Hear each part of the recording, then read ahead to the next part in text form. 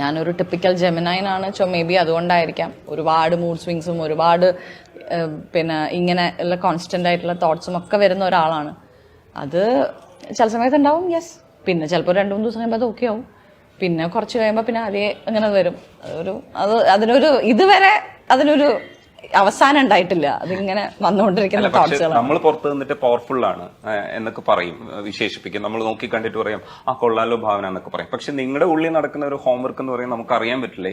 എവിടുന്നാണ് ഈ പവർ കിട്ടുക എന്നോ എവിടുന്നാണ് ഇൻസ്പിറേഷൻ കിട്ടുക എന്നോ പറയാൻ പറ്റില്ല. അല്ല, അത് ഒരിക്കലും ഒരാളെ നമുക്ക് അങ്ങനെ പുറത്തുനിന്ന് ജഡ്ജ് ചെയ്യാൻ പറ്റില്ല. ഒരു ഗ്ലിംസോ ഒരു ചിരിക്കുന്ന ഒരു ഫോട്ടോ പോസ്റ്റ് ചെയ്തതുകൊണ്ടോ അല്ലെങ്കിൽ ഒരു വീഡിയോ പോസ്റ്റ് ചെയ്തതുകൊണ്ടോ അവര് ഭയങ്കര ഹാപ്പി ആണല്ലോ എന്ന് പറയാൻ പറ്റില്ല. ചിലപ്പോൾ നമ്മൾ ആ ഒരു ദിവസമായിരിക്കും ചിലപ്പോൾ ഒന്ന് ഹാപ്പി ആയിട്ടുണ്ടാവും.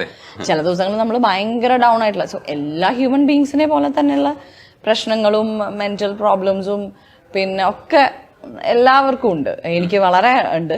പിന്നെ അത് അങ്ങനെ നമ്മൾ പുറത്തേക്ക് അങ്ങനെ കാണിക്കാറില്ല എന്ന് മാത്രം. ബിക്കോസ് എങ്ങനെയാണ് ആൾക്കാരത് ജഡ്ജ് ചെയ്യുക എന്നുള്ളത് അറിയാത്തതുകൊണ്ട് നമ്മൾ നമ്മുടെ കാര്യങ്ങൾ നമ്മൾ പുറത്ത് കാണിക്കൽ മാത്രമല്ല, ഇപ്പൊ ഒരു ഡിപ്രഷൻ സ്റ്റേറ്റിലേക്ക് പോവാതെ ഇതും പിടിച്ചു നിർത്തണമല്ലോ. അപ്പൊ മൂഡ് ഓഫ് കുഴപ്പമില്ല, മാനേജ് ചെയ്യാം. പക്ഷെ ഡിപ്രഷൻ എന്ന് പറയുന്നത് നമുക്ക് ചികിത്സിക്കേണ്ട ഒരു അവസ്ഥയാണ്. അപ്പൊ അത്തരം അവസ്ഥയിലേക്ക് പോയിട്ട് തിരിച്ചു വന്നതാണോ എന്നറിയില്ല. എങ്ങനെയായിരുന്നു അത് മാനേജ് ചെയ്തതെന്ന് നമുക്ക് എത്ര ചോദിച്ചാലും മനസ്സിലാവണമെന്നില്ല.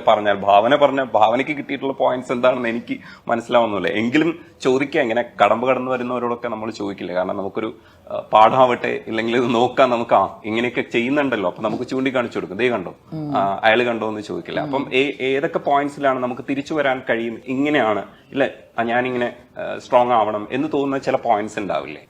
ഉണ്ടാവും എന്ന് കരുതി ഇപ്പൊ എല്ലാ ദിവസവും രാവിലെ എഴുന്നേറ്റ് ഞാൻ ഭയങ്കരമായിട്ട് ഓക്കെ സ്ട്രോങ് ആയിരിക്കണം എന്നുള്ള സംഭവമേ അല്ല. അത് അങ്ങനെ എനിക്ക് തോന്നുന്നു കംപ്ലീറ്റ് ആയിട്ട്. ഇപ്പൊ ഫോർ എക്സാമ്പിൾ എന്റെ അച്ഛൻ മരിച്ചിട്ട് ഈ വർഷം 8 വർഷം ആവുകയാണ്.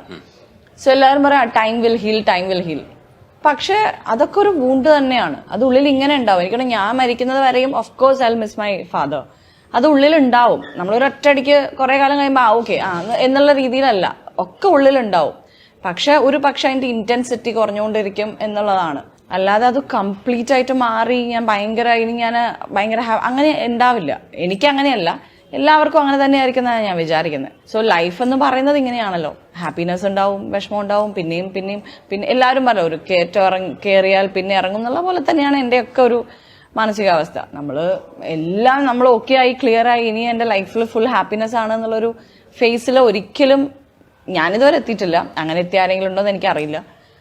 സോ എനിക്കപ്പോൾ എന്റെ കാര്യം മാത്രമേ പറയാൻ പറ്റുള്ളൂ. ഇതൊക്കെ ഒരു കോൺസ്റ്റന്റ് ബാറ്റിലാണ്. വരും പോവും അങ്ങനെയുള്ള.